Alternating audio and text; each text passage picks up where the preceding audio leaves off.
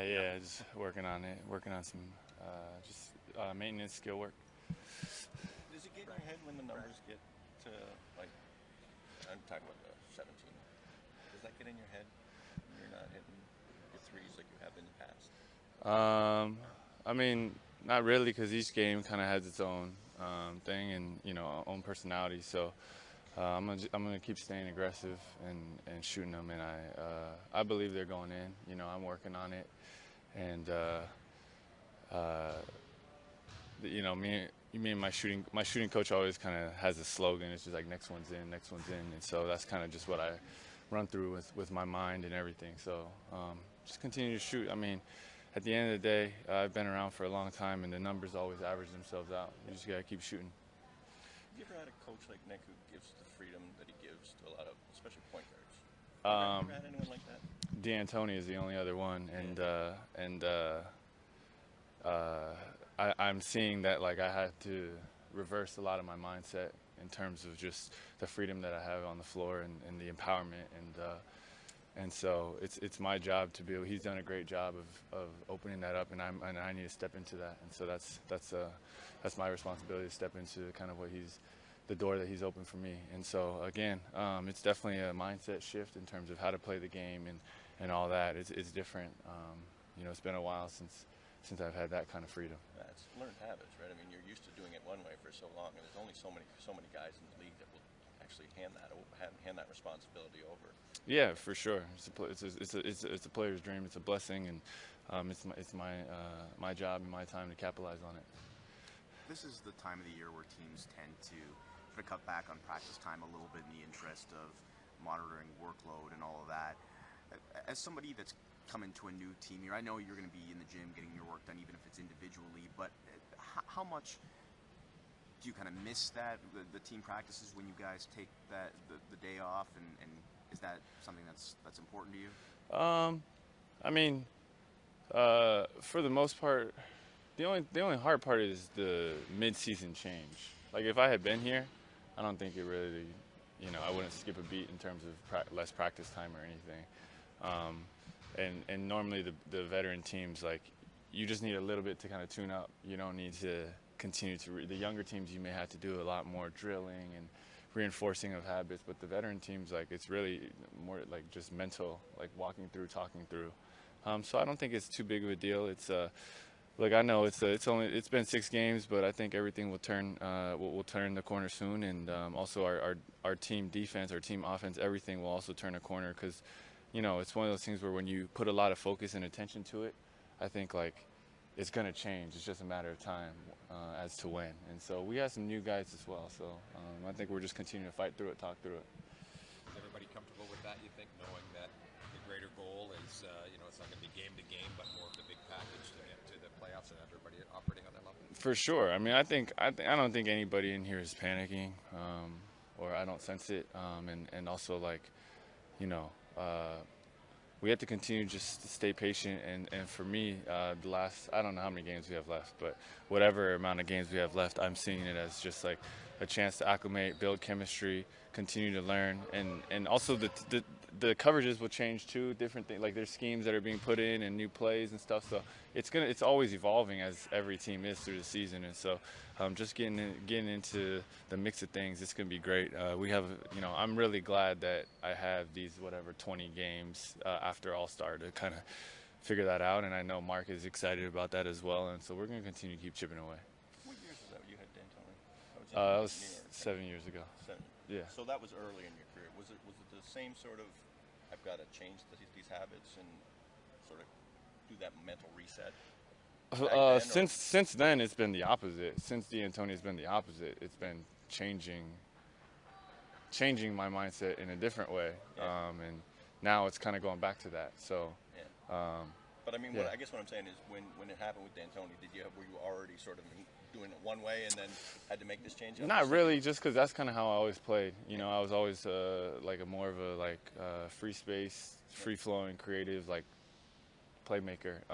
That's kind of who I am by nature. That's my personality, and I think that's kind of what it probably attracted me to this team, and obviously vice versa as well. Like, that's what attracted me to be able to come here as well. And so I think again, it's just we got to make the pieces fit, and it will.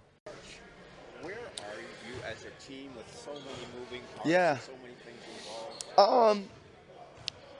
I'm not sure you can kind of look forward and know exactly where you're planning to be, right? But I feel really good and really comfortable with where we are right now. And I think considering we've had a lot of pieces in and out all year long, and you had some new pieces here, I'm pretty happy. I think yeah, would we like to play better in some of the games this year? Of course. Would we have liked to won a few more? Of course. But I think there's a lot to be positive about, and I just, again, like, if the playoffs are starting this weekend, I'd be ready to go and be excited about where our team is. Obviously, you've got your rest of season priorities. There's the on-court stuff, the chemistry, the rotation, all of that. Yeah.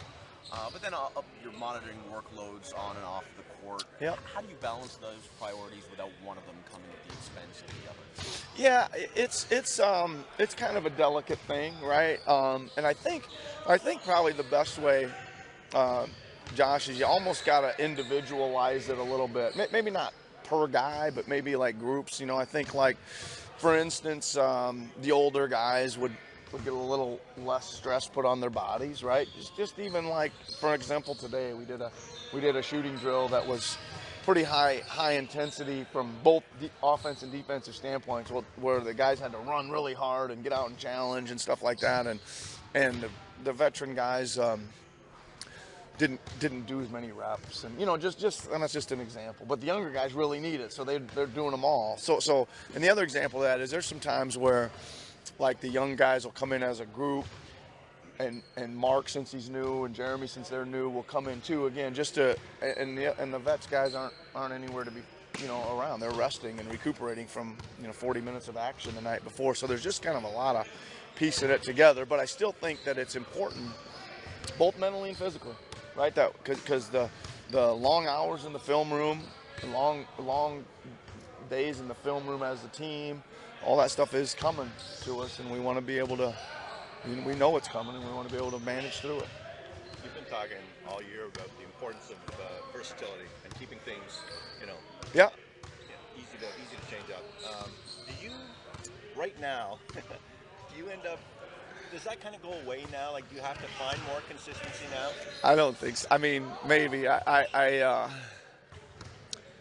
just smiled because I think it's like, when we win a few in a row and we have a couple good wins, our versatility is really awesome. And then when we lose a couple, it's really been a hot topic, right?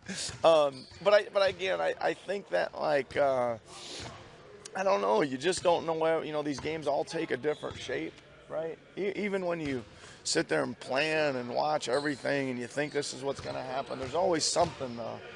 Somebody gets in early foul trouble, or somebody twists an ankle, or somebody who really gets it going, so they get to run, so there's always adjustments going on anyway. And I guess that I think that for the most part, again, I'm happy with how our team has seen a lot of different things and reacted to it for the most part, right, in the course of a game. And that's really what we're trying to do. You probably talked about, I've been thinking about this a lot in the last little while because it's been a topic conversation with your bench. Yeah. Where do you see, like, is there a ready solution? Like, is it just as simple as Yes, getting there the is. back? 100% there's a solution. You want to share it? They got to play better. Yeah. Those guys are better. They can play better, man. And I'm talking about starting at the defensive end. If they want their offense to be a little easier, then they need to get a few stops. And it isn't like Norman Powell, OG, Pat McCaw. Those guys are long and fast and strong and can be disruptive on defense.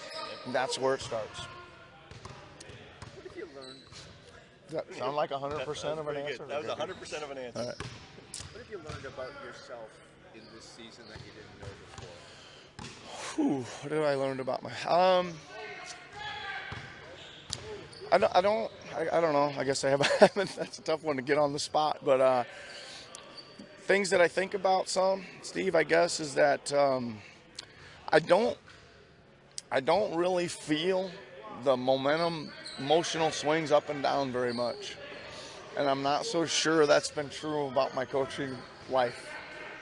And it feels different to me because there's so many games, there's so much that comes so quickly, and I watch the league, right? To like overreact to losing to Orlando at home, well, so's everybody else. So's Golden State. So's Milwaukee. And so, you know what I mean? It's like you're really in a bubble if you're not like watching the league and saying, well, these kind of things happen. We got to fight our way out of it. So I guess it surprised me a little bit. I thought I'd be a little more emotionally up and down, and I just seem to be okay to take each day as it comes here. For years, obviously, this is where you want to be. Yep. It's like everybody in every business. You want to get to Yep. the highest point you can get to.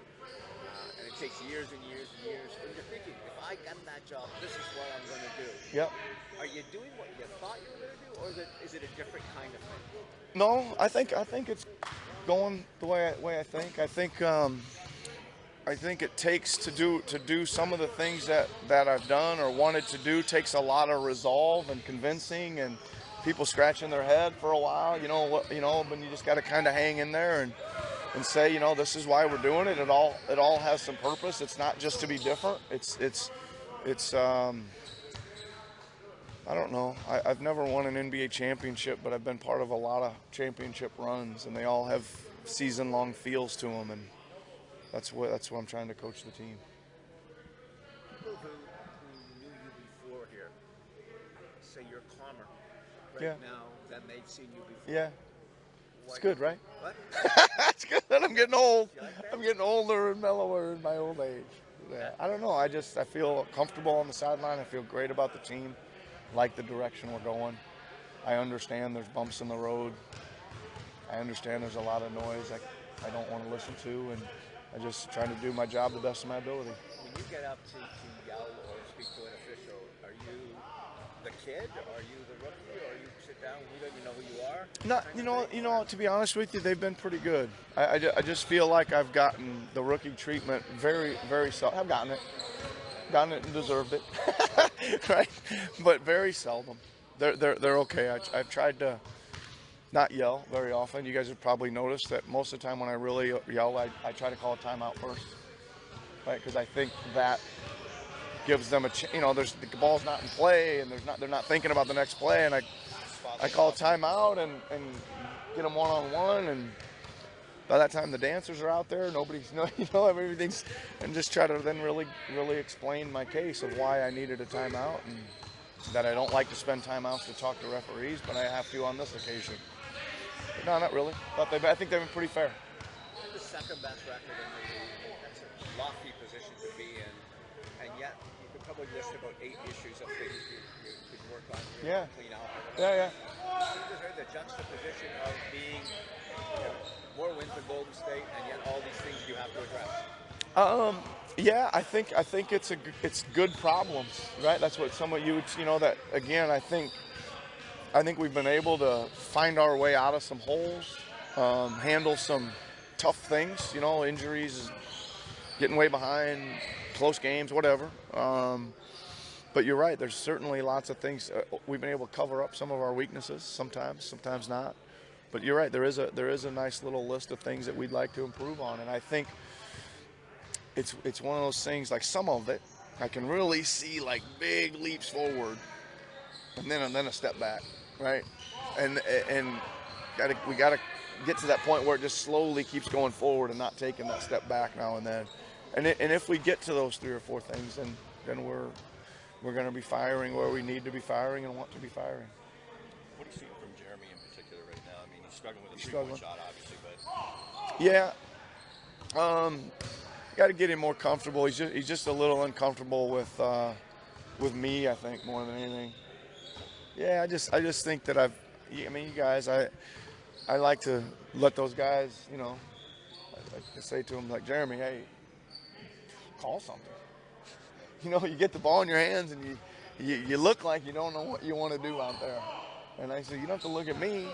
Just call one here. Call this, or this. Pick one.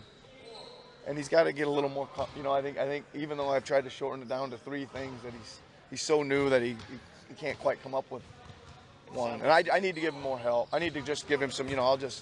I need to give him more help until he's more comfortable with that. That's the first thing. And then I think the let's say this the right way. I think the intensity with which our games are played at, he needs to get used to as well.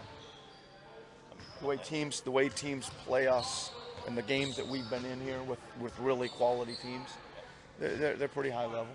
He needs to get used to the physicality of that, and he will. He's tough.